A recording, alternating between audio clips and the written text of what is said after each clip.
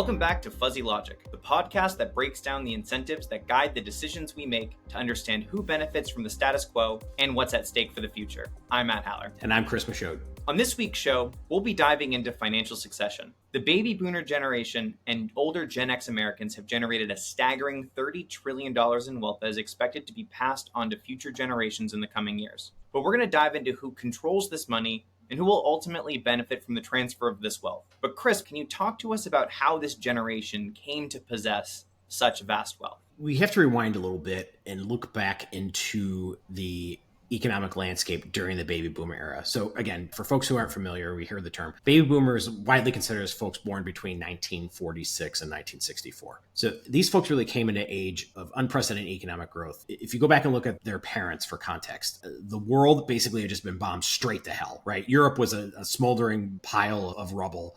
Japan and the Pacific wasn't too much better. So really that post-World War II economic boom created an abundance of opportunities of education. We talked about in episode 2 with the GI Bill, employment and wealth accumulation in the United States. We were just basically geographically isolated. Any statistic you think about back then, 90% of the cars in the world were made in the US after World War II. So during that time, industries like manufacturing and finance flourished and providing baby boomers really stable jobs and ample opportunities for career advancement. The rise of the stock market and that booming real estate value further bolstered their wealth. So many of these baby boomers were able to capitalize on favorable conditions, investing in stocks and purchasing property, which in those days really served as the primary vehicles of their wealth. But it wasn't just these economic factors that contributed as well. Government policies played a significant role. If you think about not only government spending in those days, like the Apollo program and so on, but Vietnam War too. Imagine that. We were economically large enough to go to the moon and fight a war. But if we go to the kind of benefit on the individual side, generous corporate benefits, this is where pensions really hit their stride. We talked about healthcare in episode 5 in terms of the ability to provide that. That really gave baby boomers an underlying financial security throughout pretty much all of their careers.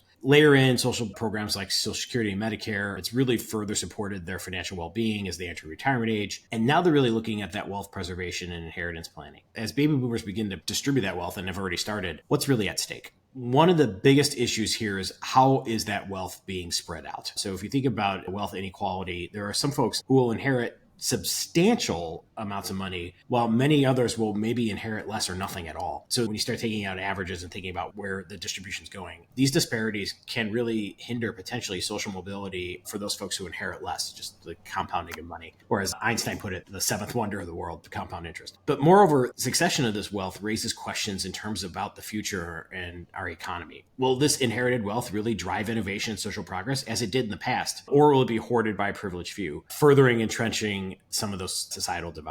I think we have to think about this as well for the implications of public policy and how that involves things like taxation. How do we think about inherited wealth? And some states have already thought about this. But really, taking a step back, addressing these questions will require some careful consideration and proactive measures to think about how ultimately this transition of wealth can really benefit not only people receiving it, but how does that actually benefit us all as a whole?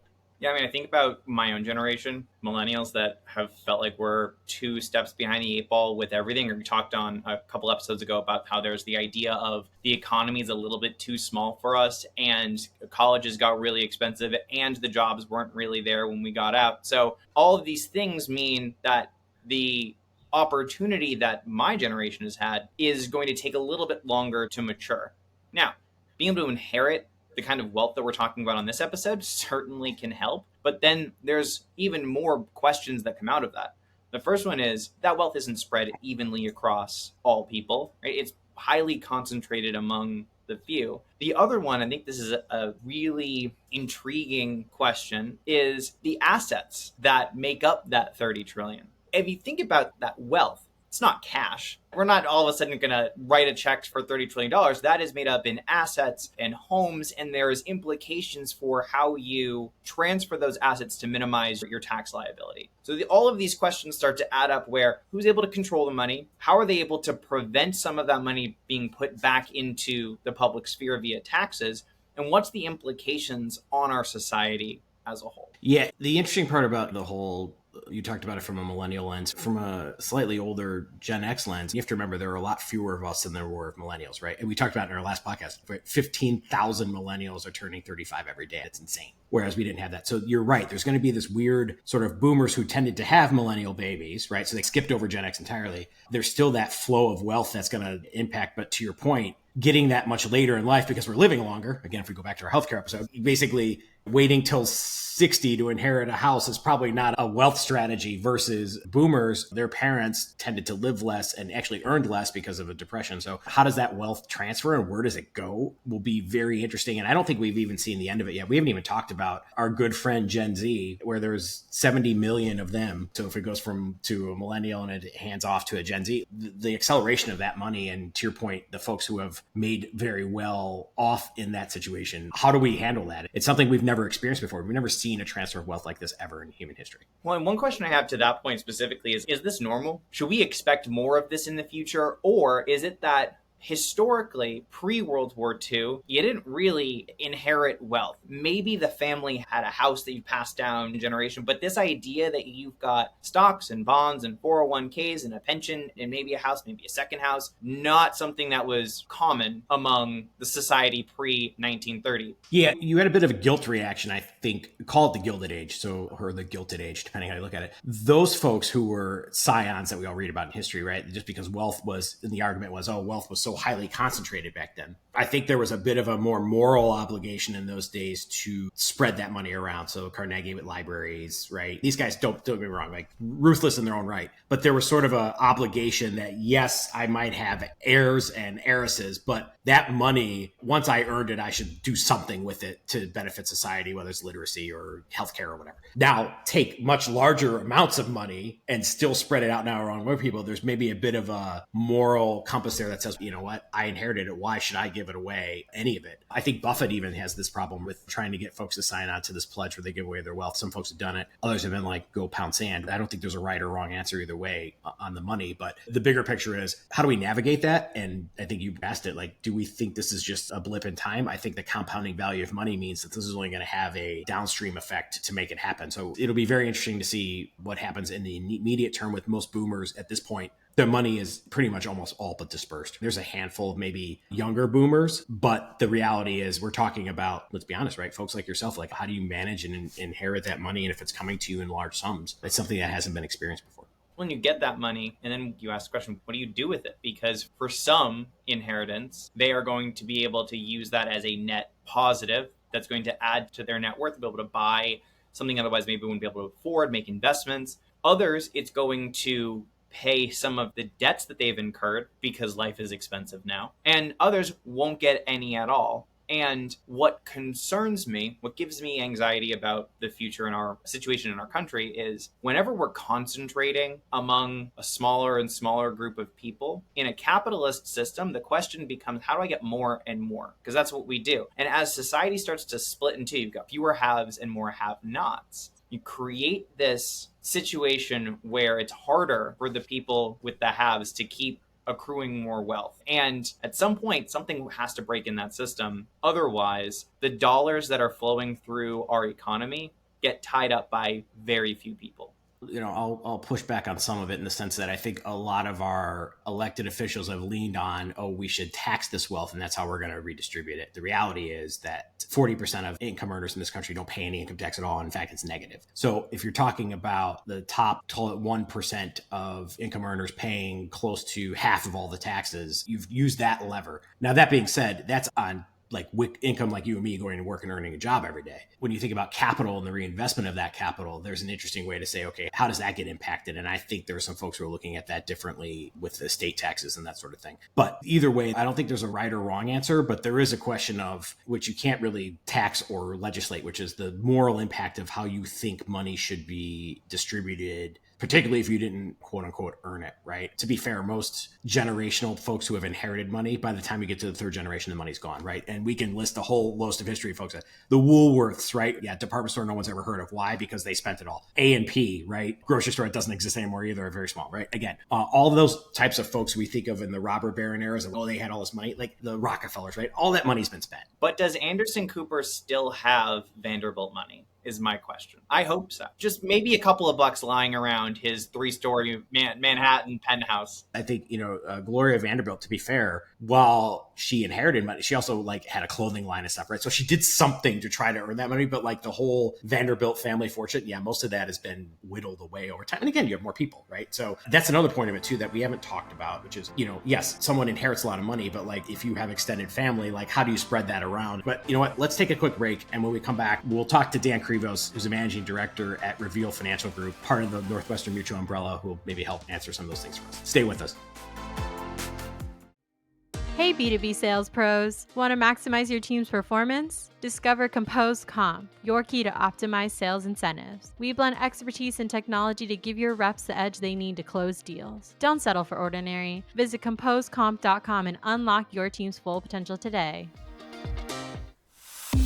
Welcome back to Fuzzy Logic. Our guest today is Dan Krivos, a wealth management advisor and managing director at Reveal Financial Group under the Northwestern Mutual umbrella. Welcome, Dan. Thank you. It's great to be here. Appreciate you guys. Dan, Matt and I like to think we're good with numbers, but when we've seen some financial succession and seeing numbers like 30 trillion, 50 trillion, 60 trillion, those all sound like huge numbers. Can you provide an order of magnitude in terms of the wealth transfer expected from baby boomers to future generations? Yeah, we're right in the middle of it, and we are approaching, believe it or not, somewhat the end of it, right? Some of the early baby boomers are 60 now, and it's the collective of all of the wealth they've amassed through real estate and businesses they've owned, value of their assets, right, investments. And it's actually the rough equivalent, using that number, of the GDP here in the United States, the largest economy in the world. And the magnitude of that, we've never seen a wealth transfer or accumulation like that. It's pretty historic. Dan, as we think about that very large number that group of people has been able to accumulate, were there any particular contextual moments in history or our economy that allowed that group to attain so much wealth?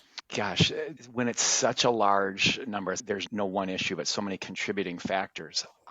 In studying this, think one of the big ones is longer life expectancies, right? It follows suit with compound interest. If you've had more time, because people are living longer, to amass wealth, to have housing appreciate, having greater access to pensions, retirement accounts, the baby boomers that fueled the stock market growth have also benefited from that. It's all of that, not to mention social and government programs, but it's incredible. And you wonder, how much longer will people live? It's one of the great questions we have. Yeah, we had a previous podcast where we talked about that when Medicare came out, life expectancy in the first 20 years went up 25%. It was drastic. So it would have probably impacted a lot of the parents somewhat of baby boomers, but really younger baby boomers who are now Medicare age and then some probably have been able to not only invest more, but also lived longer and been able to make decisions based on that. Yeah. And, just to think about that, when you talk about the element of Social Security being, people historically did not live past age 65. So it was really truly meant as that social safety net. Was more and more it's become entitlement to that.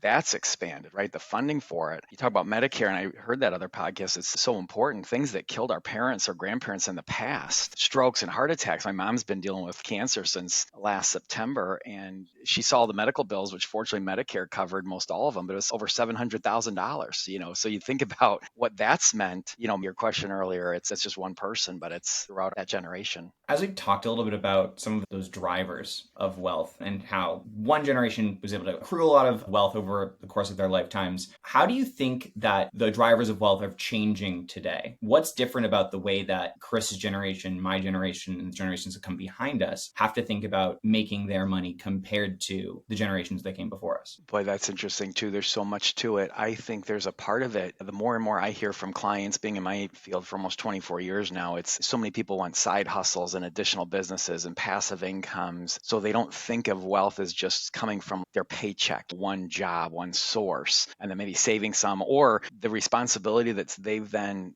had because so many pension plans have gone away. They're now more educated, right? We're in an information age. I can find numerous ways, endless ways to grow wealth. And so just the sheer access to that type of information is one of those. And I think, look at all the asset classes that exist today that didn't exist a generation ago, right? Who knew we'd be talking about digital currencies and things like that is one of the things that people are so intrigued with and what'll come next. So again, a lot of factors, but I think the access to so many other creative ways in which to build wealth and people not just focused on their one primary occupation. participation. To that point, Dan, you've probably seen at least some dichotomy of folks who have retired or have planned their succession in a way that they're financially probably very comfortable. There are probably some folks who are comfortable, and then some other folks where you've seen definitely didn't take advantage of any sort of wealth transfer. What are some of those drivers around wealth inequality as you've seen it? Part of it, and it's only going to become larger as you think about how wage discrepancies, income discrepancies are a big factor of that. People who have already inherited wealth and continue to inherit wealth, that gap gets larger and larger. You get a much larger head start. Even if some of the income gaps become smaller, there's some systemic issues. And then people who are aware of tax policies, loopholes, thinking about if I'm more educated in that or have even just the access to that education, I'm going to have some advantage. It's only going to continue to draw out that. And I think there's probably some element of globalization technology that probably is that as well. But I think it's just that we're only going to see it in a much larger and larger space in the years ahead, especially with what's coming behind this. We have heard this from a really well-known PhD in our industry around, he labels people who inherit money as you're either an ant or a grasshopper.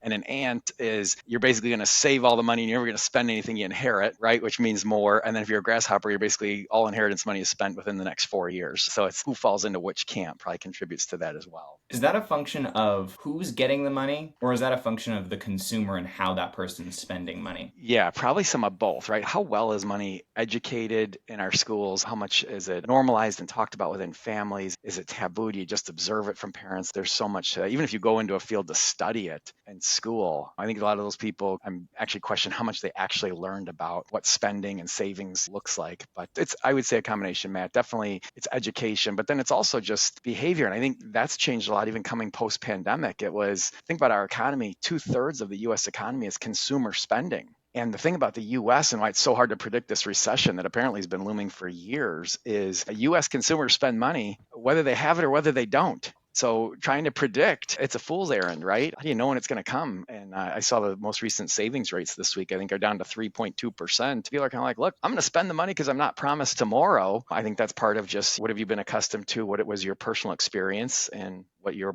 ultimate belief is today. The American way, buying things you can't afford and paying them off over long periods of time. Regardless of rate, yeah. Well, let me ask you this. I mean, again, knowing that you have a wide variety of folks that you've seen over time and how they manage wealth, does inflation play a role in terms of that spending? So they think like being the ant, if I'm losing 5, 6, 7% of that money every year, the value of it, am I more inclined to go spend it now just because, or have you seen behaviors change much because of inflation? It's an interesting one with inflation because that's the tax on everyone. So it's depending on who you talk to, if it's felt more in certain markets, right? I think some people are like, look, I'm just going to hold off until rates are better to finance a house or a car. And some people are like, look, it doesn't really matter. I'm immune to it. I think the long-term issue with that is some people that feel like it's like revenge spending. I didn't get to spend this before. I'm going to go on multiple vacations. I don't really care what it costs me and my family. I'll pay it off in the future. I'm going to assume my wages are going to continue to increase. And that's one of the things happening in the US right now is wages are actually still really high and don't seem to be coming down. And so I think for a lot of the people we work with, they don't feel that as much. Lower ends of the market, they're feeling it more. You're seeing them erode their balance sheets. I see delinquencies are up for the first time higher on consumer credit cards and mortgages and car loans. And eerie to the point of the last times they were at those levels were right in 08 and 01. And so didn't necessarily like what happened after those. And I'm not saying that's what we're headed into, but it is interesting that some people just don't care what those rates for inflation are that we see. I wonder if we go back to that $30 trillion that's going to be transferred, if some people are betting on that and saying, I know I could get that check from inheritance in the future, so I can spend a little bit more now, run a little bit more lean with my savings. But at the same time, it begs the question, is that 30 trillion going to be transferred like a peanut butter spread across society? Or is it more going to be like mass capital infusion into some very wealthy people who are then going to put it back into those asset classes that are returning really high rates? Right. And that is, what are people's intentions with money? When it comes down to it, people are still planning and changing their mind in their 70s, 80s, and even 90s. I almost feel like we are in Maslow's hierarchy of needs. You know, as you age, if you're well taken care of, you kind of want to self-actualize and leave the world a better place. And not everyone wants to say, let me just give it to my kids so they're that much better off. Sometimes it's like, I don't want them to necessarily struggle, but the struggle might be what helped me gain my wealth in some way. So I want to give that to other social causes that are important. And so having foresight with, professionals like financial advisors, estate planning attorneys, CPAs that can help people answer those questions, articulate it, and be intentional with that. Matt, to your point, I'm not sure what the end result of that will be. Do you think some of that balance of giving, let's say, more charitable causes versus leaving it to descendants, as generations have shifted and certain things have become much more at the forefront? You talked a little bit about healthcare. I think about if there's call it the millennials or Gen Z, the cost of housing, things like that. Do you see some of that succession in terms of those activities changing versus when you first started 25 years ago, right? Boomers had a very different inheritance policy and a different approach. For sure. A lot of what we read is most all of your healthcare expenses, like 90% of all your healthcare expenses, are going to be spent within the last 5 years of your life. If I don't get intentional about that wealth transfer, a lot of it may just be absorbed by that sheer nature of it. You'll spend anything to keep people alive. And from your previous podcast, right, Chris, with your sister, it was interesting to hear her view of that. Boy, when do those costs stop? You kind of have that three-partied knot at the top there. We talked a lot about how there's a number of different variables and factors that go into how people think about the money that they earn over the course of their lifetimes, the way they save it, and the way they leave it. What advice would you give to listeners who are concerned about their own financial futures in light of the economy, in light of all the things that are happening, and in light of this big $30 trillion pot of money that's sitting out there? Many things. Whether you work with a professional or not, any person, I think, can just assess and be intentional about their financial goals. If you're intentional about where you want it to go, that's always step one. Number two is if you actually develop a comprehensive plan for all the scenarios in your life, well, what are those? What am I going to do should this happen healthcare-wise? What should I do, right, based on changing family dynamics, right? Well, perhaps my own thinking changes. I would say, will you think the same way 10 years from now that you do today? And do you think the same way today that you did 10 years ago? That changes. So having a plan and revisiting it. Seek professional guidance. Find people that are fiduciaries that you trust, right? Estate planning attorneys, certain wealth management advisors. Diversify, right? Don't put everything in one place. We were talking about that a bit earlier. And continue on the track of financial literacy and education, right? The more that you know about ways in which to grow and preserve wealth before retirement age, you're just trying to amass wealth, but actually keeping it and growing it beyond when I actually need to live off of some of it is a different game. I say it's like golf in the accumulation phase, and it's more like hockey when you're distributing money. It's just different. And then again, is there a percentage or a portion of my wealth that beyond a certain amount's enough for the people I care about? What do I want to do with that? And I always think if you take care of yourself first, that's one of the best gifts you can give next generation. Hey, you don't have to worry about taking care of your folks. We're going to take care of myself first. Now I can be benevolent and spread that through other causes that are important to. Those would be some of the considerations I would mention. Dan, thank you so much for taking the time with us and sharing your expert insights. I know Matt and I certainly have a lot that we need to unpack. I guess I need to diverge away from all of my money being in Dogecoin. And I'm going to go take a break and do that. We'll be right back to talk about some predictions. Stay with us. Calling all B2B sales executives. Ready to elevate your sales game? Meet Compose Comp, your partner in sales incentive excellence. Our tailored solutions blend expert design with tech innovation, ensuring your reps have the confidence to close deals. Take the first step to sales success. Visit composecomp.com and schedule your consultation now. Welcome back to Fuzzy Logic. It's time for some predictions. Chris, what do we think about this $30 trillion wealth transfer? It's just such a large amount of money, but we've never seen anything like it before. And so when Dan brought up a variety of points that I hadn't thought about, it's not just inheriting money or where it goes. It's about what are you going to do with it? How do you think about taking care of not only yourself, but other people, but also the societal and tax impacts, inflation? There's a lot of things that I think in the past that even if you talked about 5 years ago, inflation wouldn't have been in the mind of wealth transfer, but now it is. And so people do different behaviors and there's different incentives that would have existed, whether transferring that $30 trillion 2 years ago or now. So I think Dan brought up a lot of those good points. I think it's easy to think about that $30 trillion as a stimulus package for the rich and wealthy, that we're going to take the GDP of the United States and it's going to dramatically go towards the top 1%. And while much of that might be true, there also are other factors, to your point, Chris, around taxes and altruism and what you care about around this world around you that might impact where that money ultimately goes. Yeah, I think Dan brought that point up that it's not just a huge chunk of money going to a small group of people. It's a large chunk of money that may be dispersed in different ways than most people think about, that in the old days of I inherited money from my grandma or something like that. I think now it's more okay, I'm going to make the world a better place while I'm still alive. I'm going to try to help my kids out in certain ways, whether that's direct benefit to them or protecting them from having to take care of healthcare, as Dan talked about, which is a big one as well. To me, I think it's dollars are big, but how they actually get moved around, I think is a lot different than I would have expected before having this discussion and having done our research around financial succession. Yeah, and there's a lot of different financial classes that didn't exist even 10 years ago that money can go into, that can create more wealth, create more opportunities as well. And I think the other part about it too is that regulations and stuff are still in limbo, as they always are. But in particular, especially when it comes to money, which is a very hypersensitive topic, especially, I'll put in quotes, wealthy individuals, thinking about how that's going to change. And ultimately, from a tax perspective and an estate planning perspective, what people might start doing differently, given like the IRA distribution example that Dan talked about, that now you have to take it all within 10 years. So I think government regulation will still be a wild card and may have a different impact on how people navigate financial succession in the future. One trend that we're starting to see a little bit more of is people starting to give away their wealth sooner and saying, I'm not going to wait until I'm 65, 70, 75 to start giving my wealth away. I want to start seeing what my kids are going to do with some of that money. I want to see the fruit of some of my hard work if I have the ability to do that. Now, I think it's important to call out that not everyone's going to have the ability to do that. And we should question who's giving that money, how they're giving it. And so those are fair conversations to have. But I think this episode is telling us that there's a lot more to unpack and uncover around how that money gets spread out. And ultimately, as we think about the next generation of folks and what they're going to inherit because of this compounding and the way that money has changed hands versus, say, 30 years ago, being able to navigate that in a way that allows them to be, whether both ant and grasshopper, or maybe an ant hopper. I think that's a new insect I've created, a financial ant hopper that'll help navigate those waters. Chris Michaud, incentives expert and entomologist. I guess that's a good place to leave it, right? So thanks so much for tuning into this week's episode of Fuzzy Logic. Fuzzy Logic is produced by Mitch Rissmiller. New episodes drop on Wednesdays wherever you get your podcasts. See you next week.